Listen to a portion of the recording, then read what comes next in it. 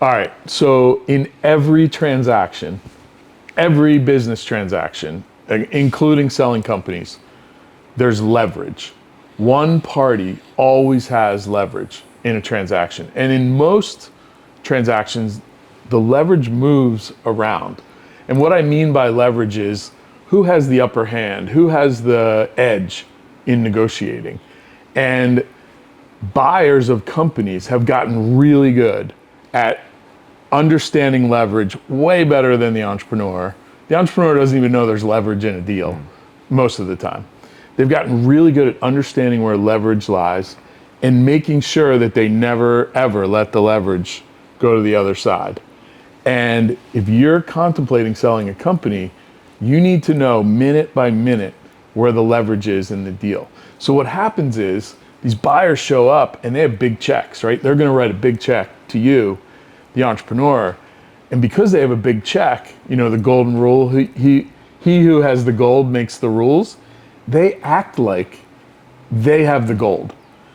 But what the entrepreneur doesn't know is those buyers are in really competitive situations, chasing deals all over the place because a group of investors gave those buyers their committed capital. They said, yeah, when you find a deal, I'll give you some money to go do it. The buyer doesn't get any returns. They don't make any money. They don't get anything done until they get a transaction done.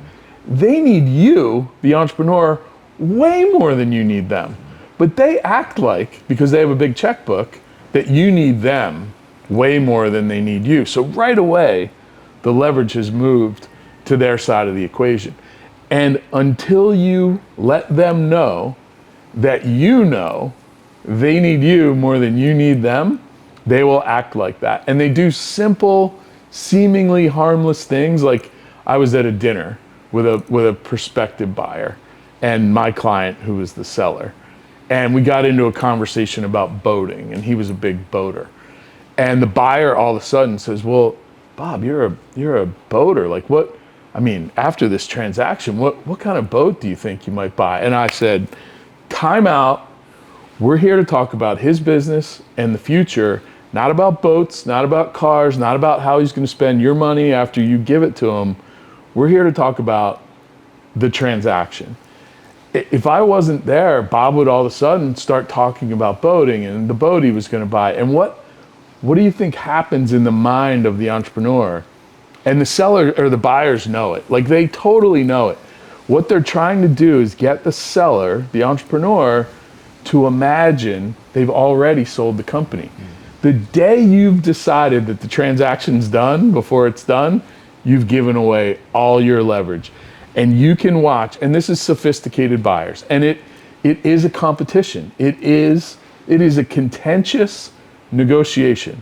They're gonna try and make you feel like they're your best friends and they're excited to give you their money and all the things. You have to approach it as like everything you say can be used for you or against you.